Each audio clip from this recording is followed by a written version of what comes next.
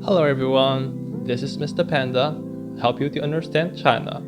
There was a COVID-19 rebound in China about 1 month ago. New cases appeared again in mainland China.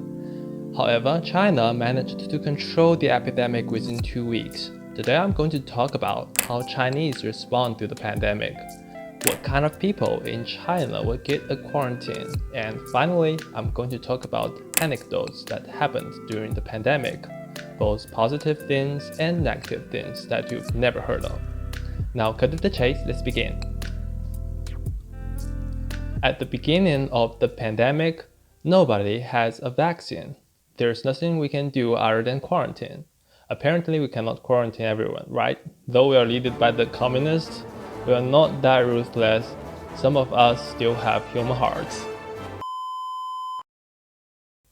Besides, if we don't quarantine wisely, more public resource will be wasted.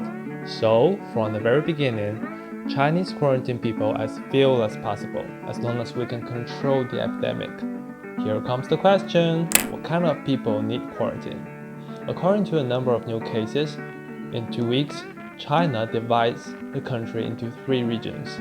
Low-risk areas, no new cases. Medium-risk areas has new cases less than 50, and high-risk areas has new cases equal to or larger than 50. The high-risk areas are the most restricted. All the people live there should stay at home for 2 weeks. They even don't have the right to go outside to empty their waste paper basket.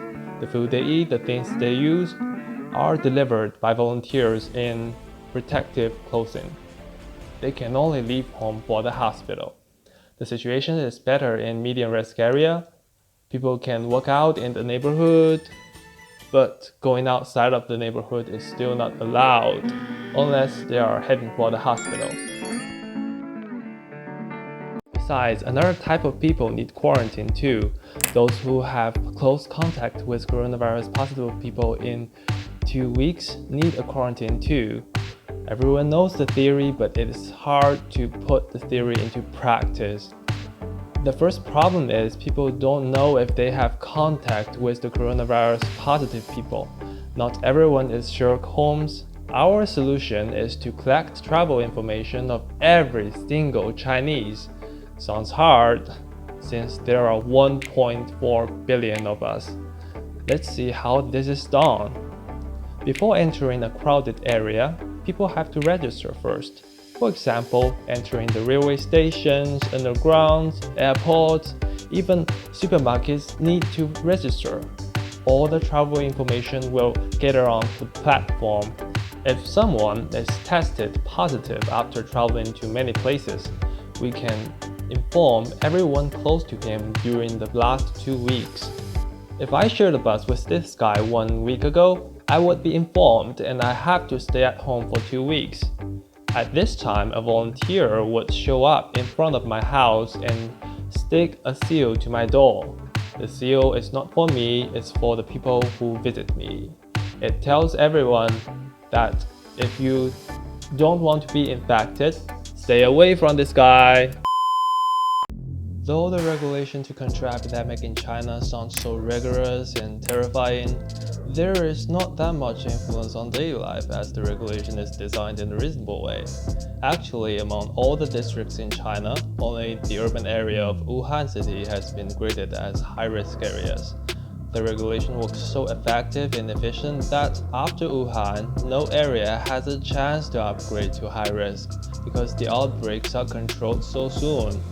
There are even not enough samples to test vaccine in China because the cases are too few. Besides, the registration to enter crowded areas are super convenient too. The volunteers scan the health codes on our smartphone, then the register is done. The health codes are square codes. Every Chinese has a unique health code bonded with ID. They have 3 colors: green, yellow, and red. The color of the health code represents the form of quarantine.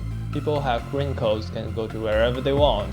If someone has tested coronavirus positive, his code would turn red.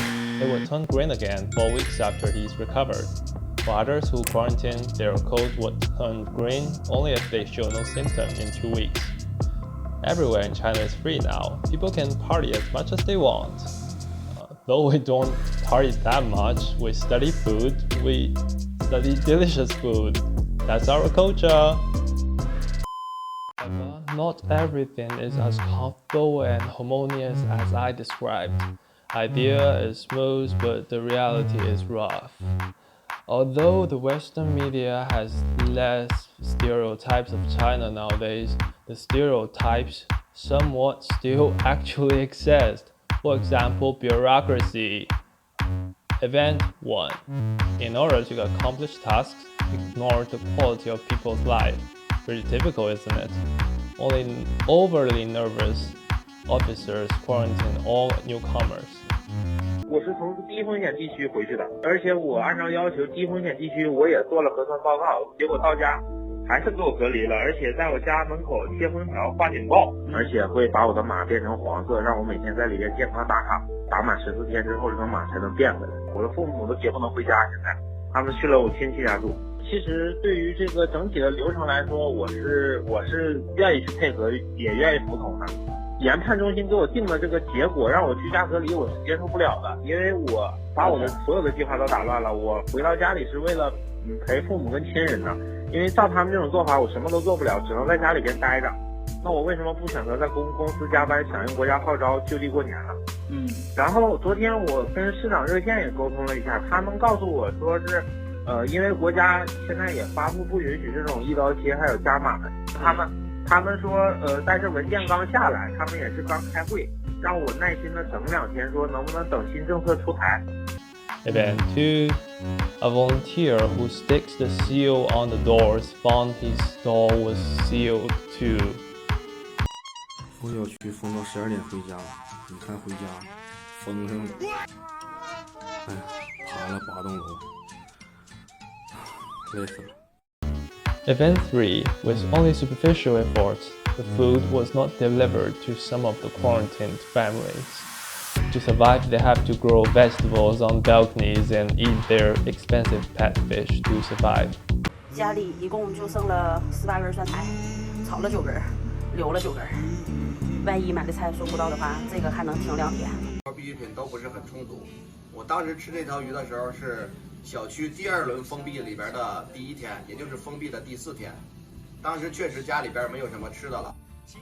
然后我这条鱼呢，当时也是不太精神，突发奇想，我心想就吃了它吧，因为我养了很多年的鱼，看这条鱼也是确实是不行了。然后这条鱼呢，你去外面治，现在也治疗不了，因为所有的宠物店都已经在封闭状态下，所以就吃了。好多网友询问这条鱼的味道怎么样，这条鱼的味道是相当不错，比咱们湖里边养殖的鲤鱼啊、鲫鱼啊都要好吃一些。然后有些人呢疑问这条鱼会不会不健康，会不会喂一些饲料。我这条鱼呢是我1年以前从25厘米开始养，当时是花了2500块钱，养到现在呢大概40厘米。我经常喂的东西都是虾仁儿，就咱们人吃的虾仁儿，还有大虾，还有泥鳅，还有鳞蛙，从来没有喂过饲料，所以这个卫生情况、健康情况是没有问题的，人是完全可以吃的。我也没有喂过药，是没有问题的。我给大家说一下我们现在石家庄我们这个疫情情况。现在我们这边我们正常的民生保障已经都没有问题了。现在所有的超市都开启了线上配送的模式，也就是说我们现在线下买不了东西，因为我们不能出小区，只能通过手机通过 APP 去下单，下单以后有快递小哥送到小区门口，然后就去把东西取回来。民生保障已经没有问题了，全国网友大家都放心吧，已经得到了很好的控制，疫情也已经得到控制了。我们昨天石家庄已经做了全员的第2次核酸检测，在此我感谢一下来自全国各地医疗志愿者对我们石家庄的帮忙，对我们石家的帮助，感谢你们。我们石家庄没有问题，石家庄加油，中国加油。Event 4. A greedy hotel makes a fortune from disaster by overly charging people who are in quarantine indiscriminately. 放出的第2天就找我们要了1万块钱的押金，然后说多退少补，食宿费是天嘛，总共算下来应该是8120块钱，但是他一口气入住第2天就上门强行让我们交1万块钱。平时我们的就是吃饭，然后就是给我们的1日3餐，然后就量挺少的，然后就大家都吃不饱，然后跟酒店那边就是说可不可以再给我们来1盒啊，就是说只能配1盒。因为我们现在这一块就是说收费还有这个防疫，这就是防疫办要写一个预案，到底收费这块属于我们这个卫体管还是属于市场监督管理局管，马上这个预案就要出来，可能这一块就到时候就不属于我们管了，得市场监督管理局管。14天的话，费用是6500亿，然后我们二话没说，全部都给人家丢了。我们以为14天隔离完以后，我们就可以回家隔离的，就是当地部门人家都已经来接了，9天这边说是不可以接，这个通知说人家手上下来文件，让我们转到皇城豪门国际酒店，然后转运过来，发现那边又要收费。他说是7天，1天是460，他们直接在那个外面发了一个临时性的棚子，没有酒店的不可以进。我说那我们接线桥呀，我们现在可以接不进去就去吧，万一在外面更受冷了，然后生病了，这个算谁的责任呢？然后他们就爱理不理。昨天晚上我们有5个人在楼下待了整整1晚上，早上都9点多还是10点多吧，都去洗剂了，然后出了点钱，然后把钱交，然后今天才住上来的。Event 5. This is a sad one. A mid-aged man stabbed a volunteer to death at the gate of the community just because he wanted to have a walk outside. 这样惹着大家，你知道给哪了？你这咋整啊？哎妈呀！完了，这家伙他妈没命！听说咱们这边有一个志愿者被杀了，是吗？有这事儿，得下午的时候好像不到1点多钟。志愿者好像死了，刚刚知道具体原因不详。对不起，我现在不方便接受采访。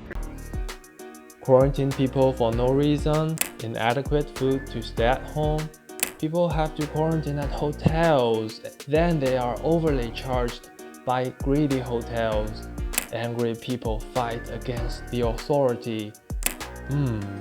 I smell authoritarian. Combine them together must be a great story for BB.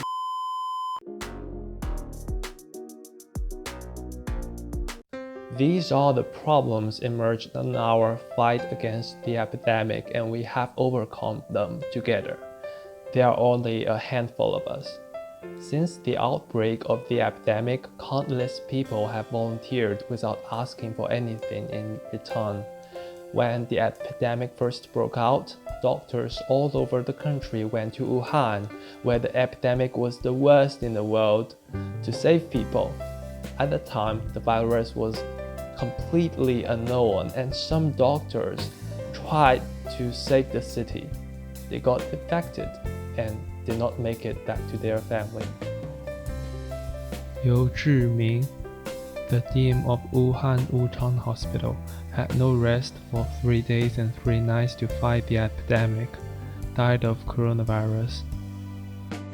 Xu Hui, 51 years old, Vice President of Nanjing Traditional Chinese Medicine Hospital. In order to fight the epidemic, she worked continually for 18 days, died of coronavirus. Song Yingjie, 28 years old, worked continually for 10 days and 9 nights, died from sudden cardiac death caused by overwork. 60 doctors who went to support Wuhan died. 22 died of coronavirus. 28 died of overwork. The oldest was 72. The youngest was only 21. We are protected by countless heroes. That's what China really looks like. It has both positive parts and negative parts. It is what it is. It's not dependent on how people see it. If you look at the negative parts, China is no doubt a terrible, backward, authoritarian country in the news. Apparently, it isn't. That's all for today. I hope my video can be helpful. What do you think of China's response to the epidemic? What's the rules in your region? What do you want to know about China? Welcome to leave comments and share with us. This is my second video. The first one doesn't have a good response, so I adapted my style and made this one. Some of the content is overlapping. My apology, but I really need to know which one is better. If you think this one is better, reply 2. If you think the former one is better, reply 1. Thanks a million! If you like this video, don't forget to subscribe and click the bell on the right. More video will upload soon. 再见! See you then!